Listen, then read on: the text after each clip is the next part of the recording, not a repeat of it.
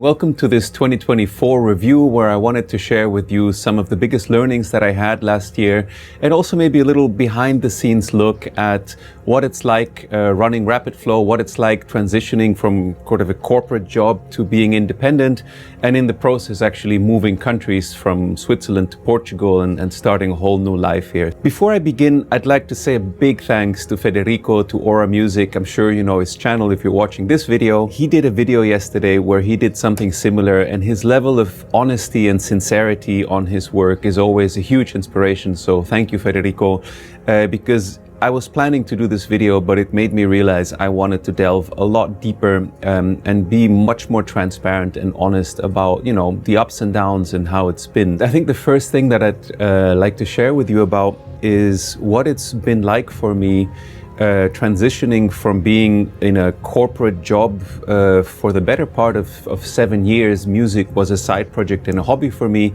and I worked as a consultant in a big Japanese corporation.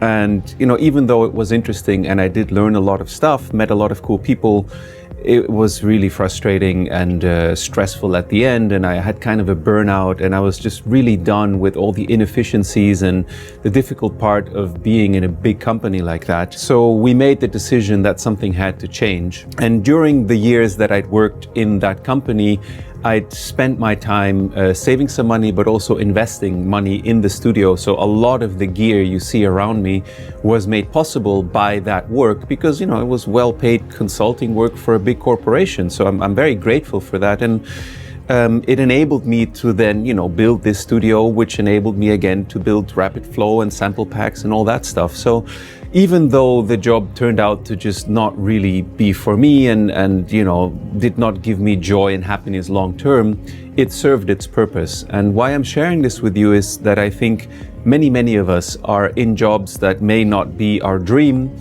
And I think it can be worth it if while you're in that, you're building up something that can really become yours.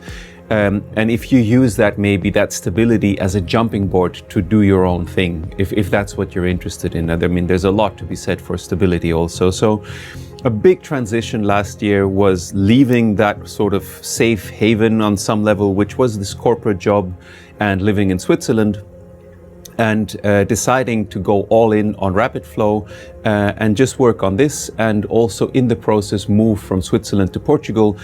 Because that was, you know, two aspects. This is the second big change. Was Switzerland, as beautiful as it is, has a really long, wet, cold winter, and I'm not a big fan of that kind of climate. I'm South American. But also the cost of life in Switzerland is incredible, and I did not want to have to deal with that kind of cost structure while being or transitioning to being independent. And making everything work in Portugal is definitely a very different story than doing that in Switzerland. So we decided to move to Portugal.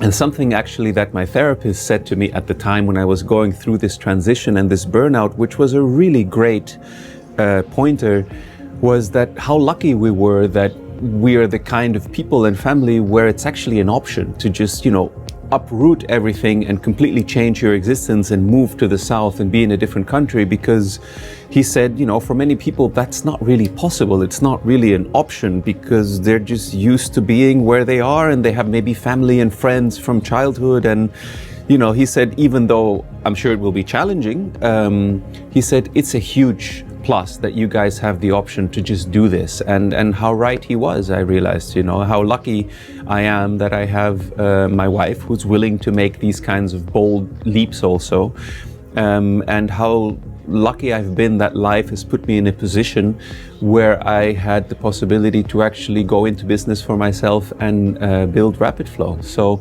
yeah, really interesting pointer. And I think what I'd like to share related to that is that, you know, if for any reason you may not be happy with where you are in life, you know, maybe you're in a stressful job or in a job that doesn't seem to have a real perspective, or, you know, whatever it is, you're not really following your heart and doing something you truly love, the solution may be in taking a bold leap into something that may feel very uncomfortable or scary even, but may open up a whole different possibility. And, you know, if that means moving to a different country or completely changing the industry you're in, as long as you have a bit of a backup and some safety, you know, I think it's really worthwhile.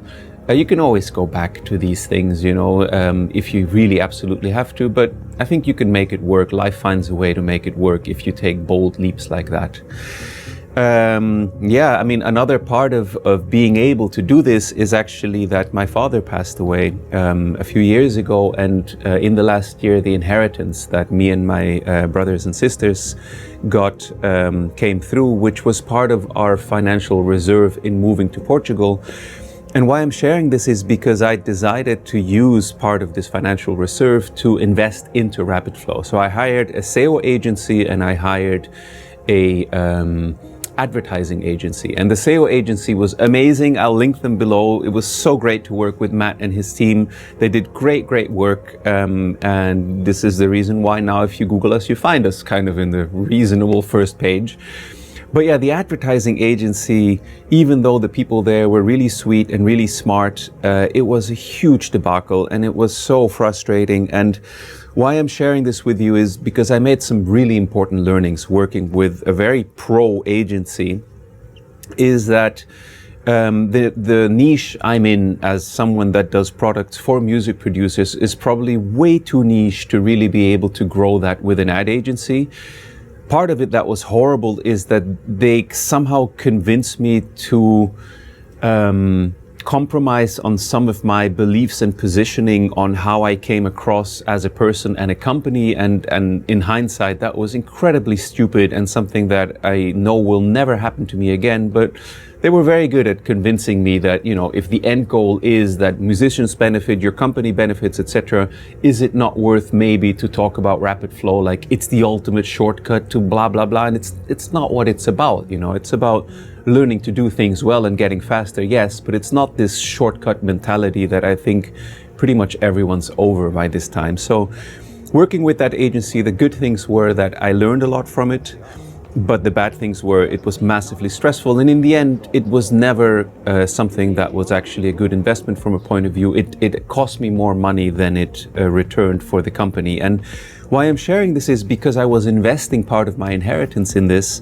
and it was super stressful for me, and I was so bummed out every day that I felt that reserve shrinking, putting it into this thing, and it was just a gamble that didn't pay off until someone said to me, like, even though that's happening now, is it worth being stressed out about every day? And I like a big part of my spring and summer here, the first year in Portugal, I was really bummed out about this, and I was like waking up with this stressing me.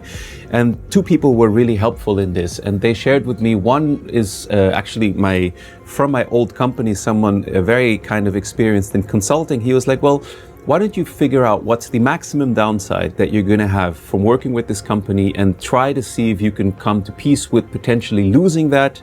And if yes, then just put a check mark behind it. Are you still going to be able to survive after that? If yes, cool, then just, go for it, live with it, and see how it goes. That was massively helpful because it allowed my brain to kind of shut off from that, going, well, I'm going to potentially lose this much money, but we'll still have enough of a kind of, safety net to be able to live here a couple more months if things are kind of wonky. And the other thing was someone that said to me, well, listen, it's a shame that this has happened, but how long potentially, if everything's going really well with your business, would you need to recover that? And I was like, well, yeah, okay, that's doable within a year or two.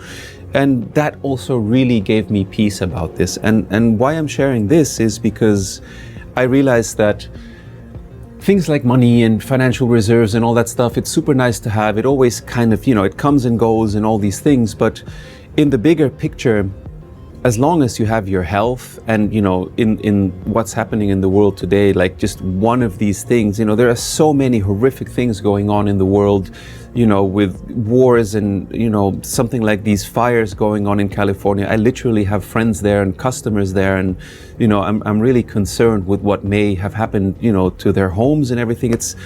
It's incredible to see just, how thin the line has become between being safe and comfortable and the next day, potentially all of this just being gone in your life. And I think while you have that safety and while you have a roof over your head, people that love you, food to eat, and especially your health, you're just winning. And literally this summer there was a fire just over the hill from our house here, and helicopters were going over the roof, and they came this close to taking the water from our pool to put that fire out. So what I've come to realize is it's not worth stressing out over money as long as you have your basic needs met.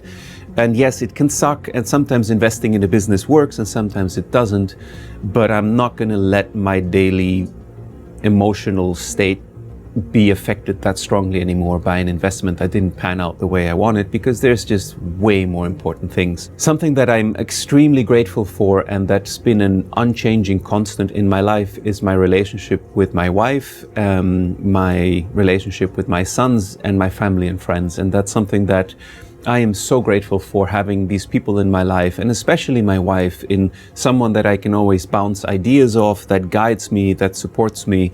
You know, she's a life coach and very wise, and just gives me so much good feedback and input on things. She's so patient with me, with all the madness. You know, you can imagine as I'm carrying boxes of synthesizers in and out of here and everything, she's just like, what's going on? But, you know, she knows that I'm doing this with good intentions. And even if like couriers show up here twice a week because maybe I'm doing reviews for companies, she's always been extremely supportive of everything I do, whether it was as a consultant in a corporation or, you know, now doing a business in music. And having people like that in your corner is just, it's the most important thing I think in life. So I think I'm sharing this to just express, I think, how important it is to invest your energy and your time in the relationships that you have, because even if all else, let's just say it how it kind of is in my head, would go to shit, if you have that, you are still winning in life. And the main thing that I realized also quite recently is it's never worth putting anything above your personal relationships from an energy, time and patience point of view, because even if work is stressful or if things aren't going well, you know, the people in your life are what you can always come back to. So I think it's very important to treat those things in that way, by giving them our undivided attention and our energy and time, and not just investing it all in working maybe too much. Something else that I experienced this year that I actually made a video about that I'll link, was doing my summer kind of 1 week music retreat, where I locked myself in the studio and for a week basically I just did music. I didn't leave the house, I didn't listen to music, I didn't read books, I didn't watch Netflix or any of that kind of stuff, no social media, no emails. And in that week I wrote pretty much an album's worth of music that I've recently played as a live set in Chile. I'll link that also. And I'm so grateful for this time where I actually managed to really concentrate on just music, because believe it or not, running a company like Rapid Flow takes way more time than one would think initially. And having taken the time to go really deep into music was super fulfilling and important for me to do, and something that I want to do more of this year also. Even though these days I personally don't watch a lot of reviews on gear anymore, because I have the luxury that my studio feels like done. I don't need anything. I'll still be doing reviews from time to time, but I don't want to focus too much on them, and I want to shift the focus of my channel more and more towards actual music production, sharing music tips, community. I'm going to figure out a way to do live interaction events with people, like Zoom calls, or I don't know if it's possible to do something like that on YouTube, but I want it to become more and more about the music and less about the gear, with a few exceptions of gear that I think is, you know, really amazing, and where I may reach out to a manufacturer to do certain tests, because I think it's actually valuable to know about it if you're producing music. So there will be reviews, but probably less.